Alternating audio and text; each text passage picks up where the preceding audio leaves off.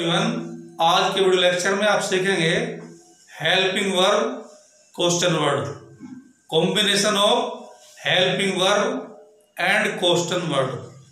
Believe me, विश्वास कीजिए, total spoken English in दो चीजों पर टिकी हुई है, हेल्पिंग वर्ब और क्वेश्चन वर्ड।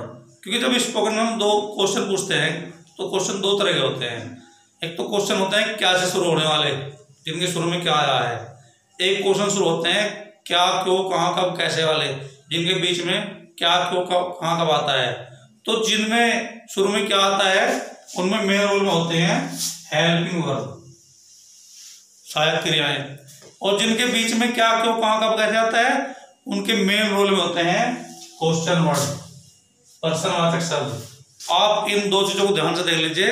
वो बात अलग है कि जितनी ज्यादा आपकी वोकेबुलरी याद है उतनी अच्छी आपकी इंग्लिश होगी। वोकेब की तो अलग बात है, वोकेब तो आपको करना ही पड़ेगा, वोकेबुलरी तो आपको करनी पड़ेगी। 1000-2000 शब्द याद कीजिए, लर्न कीजिए 1000-2000 शब्द, फिर देखिए आप ट्रांसलेशन सीख लीजिए, हेल्पिंग वर्ब और क्वेश्चन वर्ब सीख लीजिए, तो इंग्लिश बिल्कुल 100% सीख जाएंगे आप। तो पहले देखते हैं आप, फर्स्ट ऑफ ऑल हम हेल्पिंग की बात करते हैं।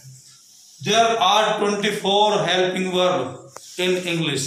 इंग्लिश में 24 सहायक क्रिया होती है। देख लीजिए आप, ध्यान से मैं बता रहा हूं। is, are, am, was, were, will, shall, would, should, must, ought to, do, does, did, can, could, may, might, has, have, had, dare, need, used to। इन 24 सहायक क्रिया की सहायता से और क्वेश्चन वर्ड की सहायता से आप बहुत ही अच्छी एक्सीलेंट इंग्लिश सीख सकते हैं। अब बात कर लेते हैं क्वेश्चन वर्ड की।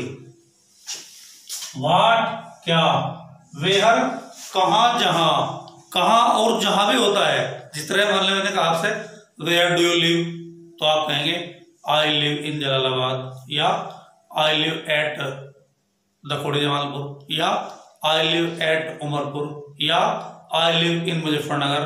जनरली छोटे स्थान से पहले एट आता है और बड़े स्थान से पहले इन आता है। वैसे इन जो है, जो ग्रामर बताया गया वो महानगरों के लिए बताया गया, जैसे दिल्ली है, मुंबई है, कलकत्ता है, इनमें इन लगाते हैं, नहीं तो अधिकतर एट का प्रयोग करते हैं।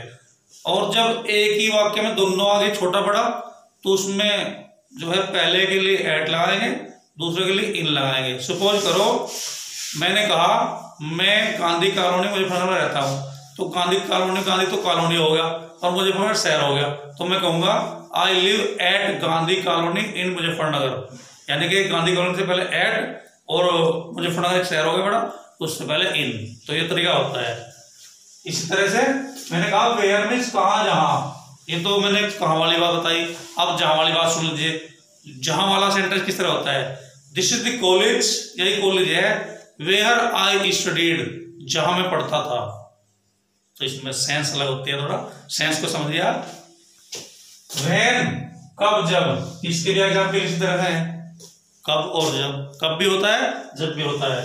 हु कौन, किसने, जो, जिसने।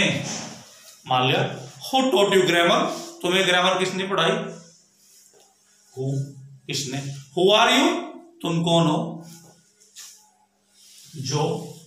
दिस इज द बॉय, यह लड़का है, who stood first last year, जो पिछले साल प्रथम आया था।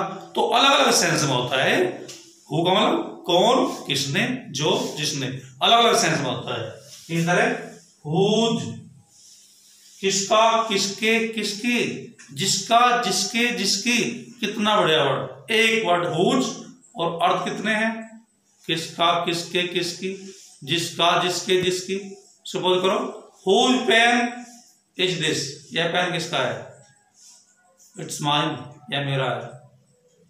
किसका, किसके, किसकी, जिसका, जिसके, जिसकी।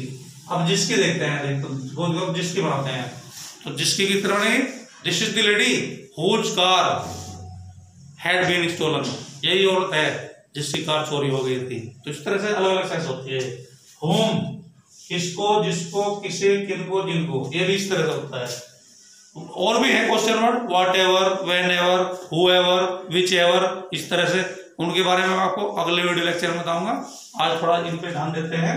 मान ले पहले हेल्पिंग वर्ब की बात करते हैं, ऐसे क्वेश्चन जो केवल हेल्पिंग वर्ब से शुरू होते हैं। देख लीजिए, are you a student, simple present है, यस आई एम, आप दोनों तरफ से दे सकते हैं, yes I am, no I am not, इस तरह कह सकते हैं।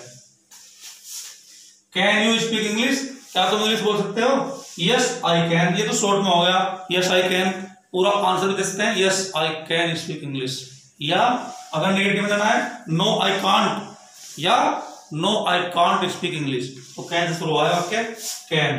डू यू नो फ्रेंच, क्या तुम फ्रेंच जानते हो, यस आई नो, या नो आई डोंट नो, ये नेगेटिव हो गया। इस तरह did you like the movie, क्या तुमने मूवी को पसंद किया, यस आई लाइक्ड। एक बात को हमारा ध्यान रखिए, अगर वाक्य की शुरुआत डिड से हुई है तो आंसर में सेकंड फॉर्म से आंसर दिया जाएगा, क्योंकि पास्ट इंडेफिनिट की बात है। Did you like the movie, yes I liked, हाँ मैंने पसंद किया। अगर नेगेटिव में कहना है, नो आई डिडंट लाइक, मैंने पसंद नहीं किया। इस तरह से have you ever been to Bombay, क्या तुम कभी बॉम्बे गए हो, इस तरह के सेंटेंस बहुत ज्यादा पूछे जाते हैं। Yes I have been to Bombay twice, अगर नहीं गए, no I have never been to Bombay. तो डियर फ्रेंड्स, ये तो थे हेल्पिंग वर्ब वाले सेंटेंस। अब देख लेते हैं जहां हेल्पिंग वर्ब और क्वेश्चन दोनों का कॉम्बिनेशन होता है। Question word, what about you, बहुत ज्यादा पूछा जाता है आजकल, बात बहुत मॉडर्न इंग्लिश में बहुत ही अच्छा सेंटेंस है, व्हाट अबाउट यू। तो इसके दो मीनिंग होते हैं, कोई आपसे आपके बारे में पूछ रहा है, या किसी ने आपसे आपका नाम पूछा है, तो आपके बारे में अपना नाम भी बताना होता है। इस तरह my name is Sumit, I am a businessman, मेरा नाम सुमित है, मैं एक विद्यार्थी हूँ। या my name is Adesh Sharma, I am a teacher. इसमें आप थोड़ा और बता सकते हैं, I am 45 year old, I belong to Jalalabad, इस तरह बोल सकते हैं आप। व्हाट अबाउट यू का answer, how old are you, how old are you. देखो हाउ और are, how question word, are helping verb, simple present, how old are you, I am 45 year old. या मॉडर्न इंग्लिश में तो ऐसा भी कह देते हैं, आई एम 45, ईयर ओल्ड भी लगाना जरूरी नहीं है, I am 22, I am 72, I am 25, इस तरह बोल सकते हैं आप। What class do you study, मैं आपको दो बार बताना चाहता हूँ, ये वर्ड का प्रयोग ज्यादा होने लगा है, विच का प्रयोग कम करते हैं लोग। मॉडर्न इंग्लिश में वर्ड का प्रयोग ज्यादा करते हैं। What class do you study in, तुम किस कक्षा में पढ़ते हो, तो आप उत्तर दे सकते हैं, आई स्टडी इन 12th क्लास, या I am in 12th standard, दो तरीके। इस तरह विच से बन जाता है, in which class do you study, ये कुछ मॉडर्न इंग्लिश में इसका ज्यादा प्रयोग नहीं हो रहा है, वर्ड का प्रयोग ज्यादा कर रहे हैं। In which class do you study, I study in graduation first year, I study in graduation first year. इसी तरह से where do you belong to, तुम कहां से बिलोंग करते हो, आई बिलोंग टू जलालाबाद, और आई बिलोंग टू सहारनपुर, और आई बिलोंग टू देहरादून, इस तरह से आप उत्तर दे सकते हैं। तो डियर गाइस, इस तरह की जानकारी के लिए, डीप ग्रामर के लिए, स्पोकन के लिए हमारे चैनल को लाइक करें, सब्सक्राइब करें और बेल आइकन दबाना नहीं भूलें। That's all for the day, have a good day.